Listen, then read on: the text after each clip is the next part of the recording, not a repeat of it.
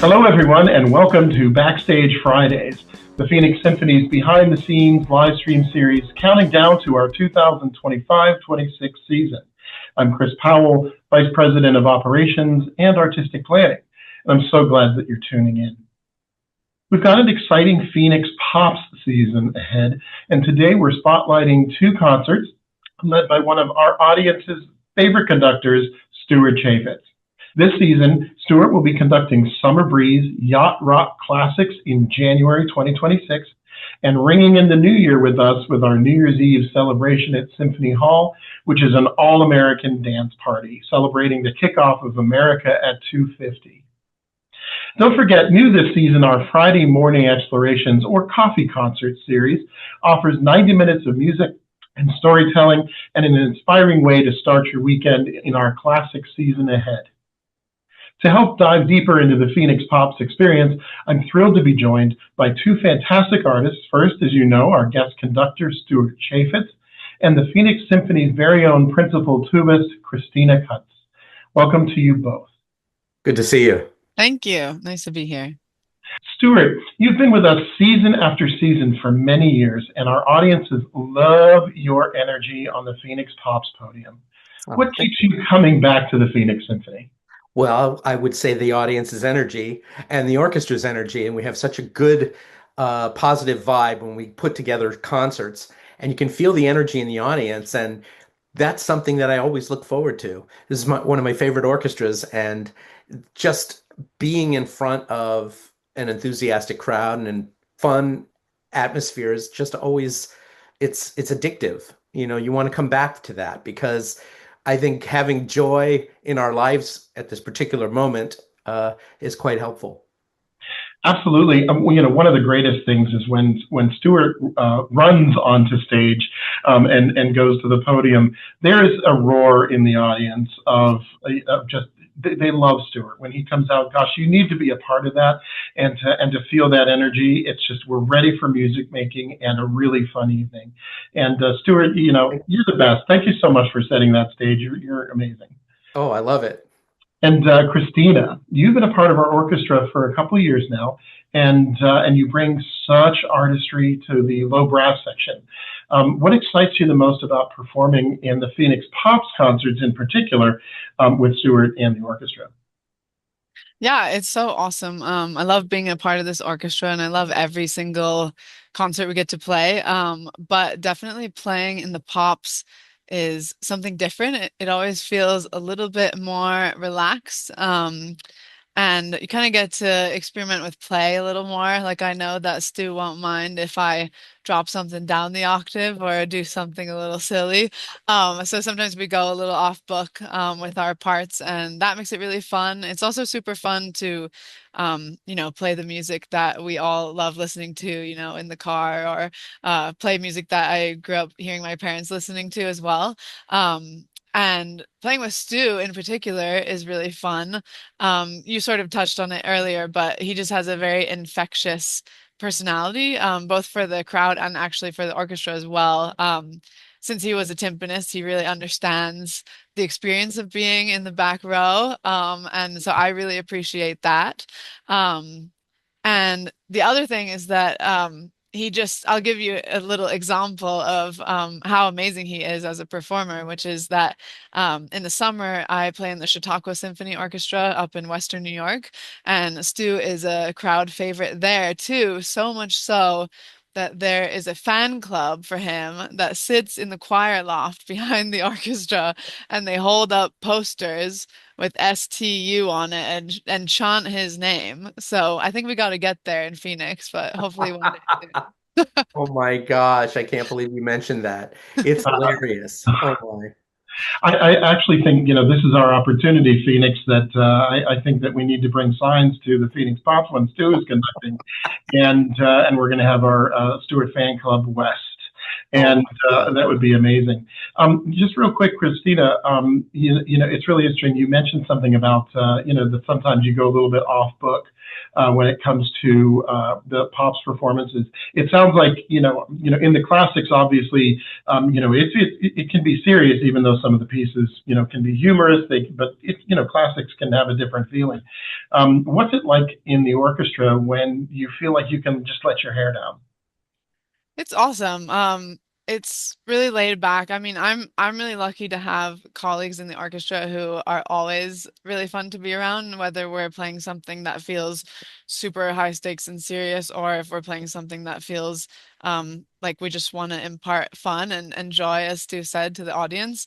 But yeah, there's something uniquely special about playing pops, especially when the audience is hyped up, because it feels like all the walls are down and like we're all sharing in a musical experience together. And sometimes we even move around a little bit on stage, and yeah, it feels very freeing, I would say. Nice. Stuart, okay, let's talk yacht rock. I mean, when we were kids, I think yacht rock was just basically like soft rock. I could be wrong in that kind of explanation, but it is such now a beloved genre that when you go on Spotify, there's entire playlists of yacht rock. But if you could explain a little bit, number one, if somebody doesn't know what yacht rock is, can you tell us what that is? And then what can audiences expect when they hear the orchestra play this music live?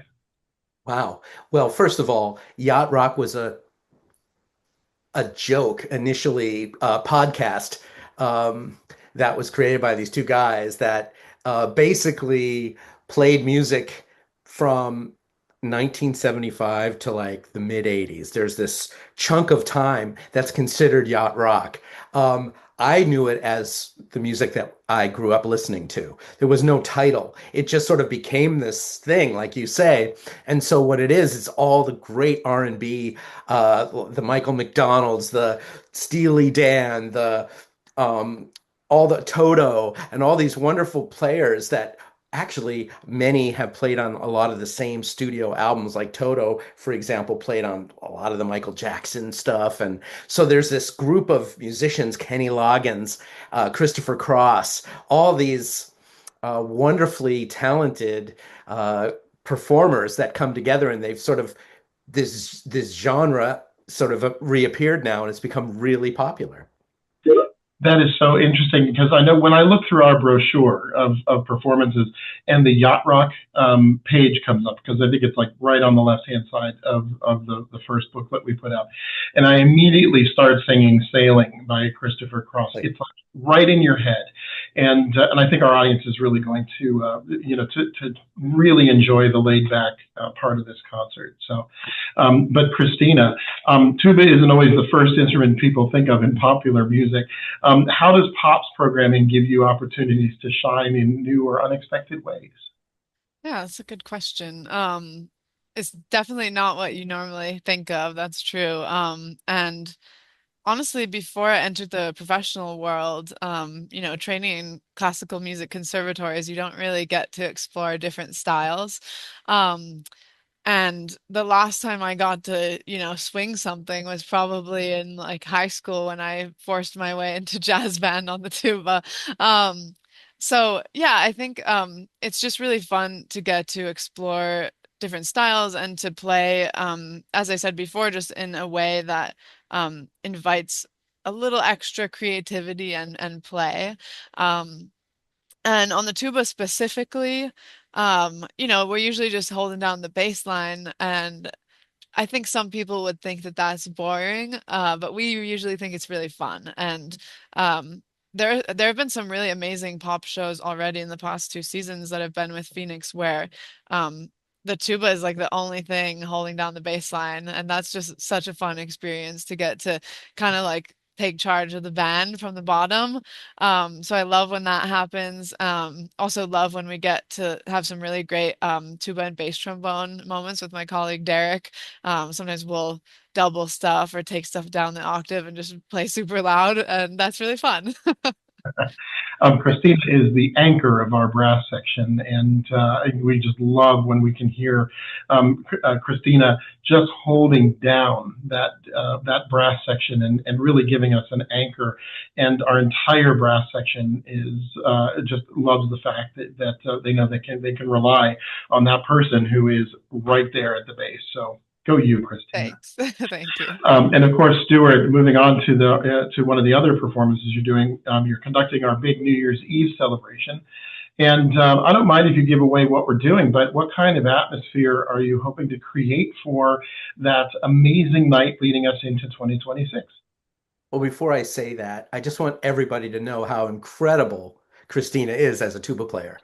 She has blown me away, being the guy in the same clef playing timpani and hearing those notes like my entire life, and listening to her in the summer and listening to her here in Phoenix.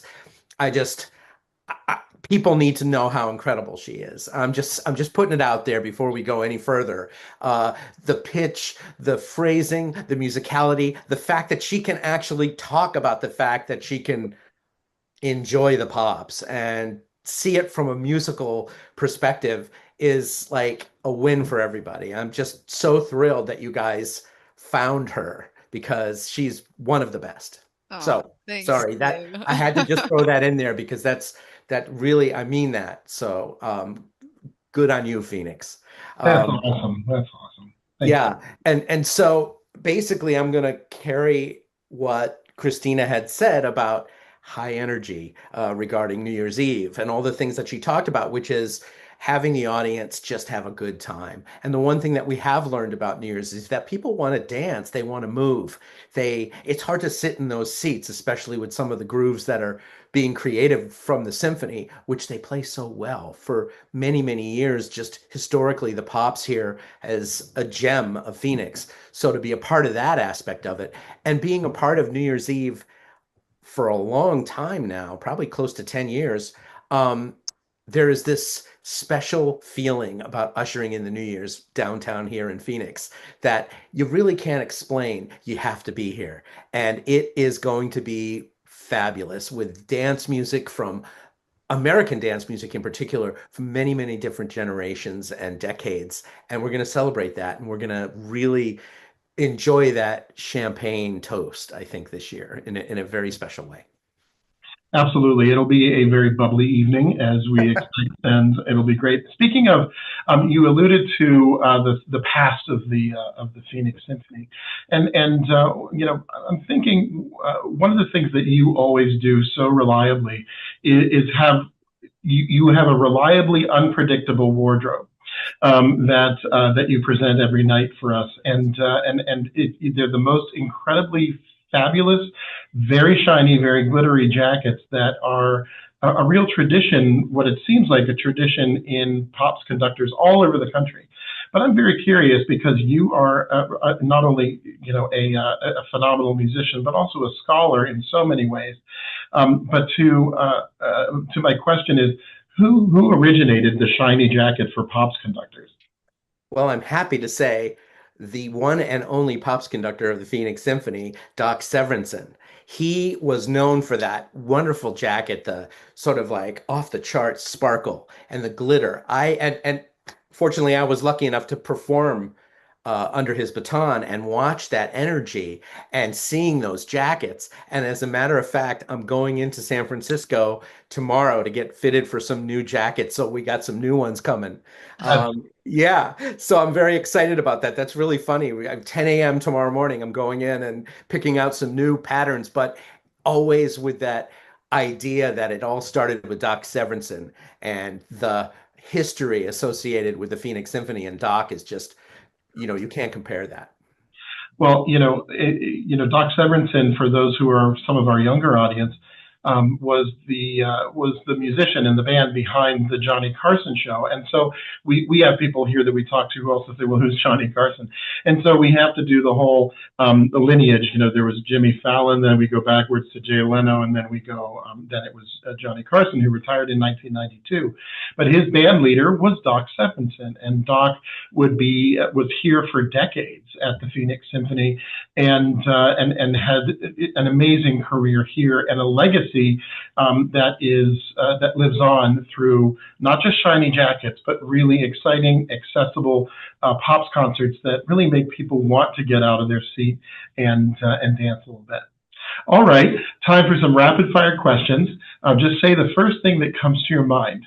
All right, we're going to go Cristina first and then Stuart. So one question at a time. Number one, Cristina, what's your go-to pre-concert ritual? I'll say making sure I'm not hungry. Stuart. 4-shot cappuccino. Fantastic. Okay, Cristina, do you have any musical superstitions? I totally do. I think I don't even know how to answer that because I have a lot of them, but if I'm ever performing on my own, I make sure that the last thing I play in my dressing room is this one particular tune.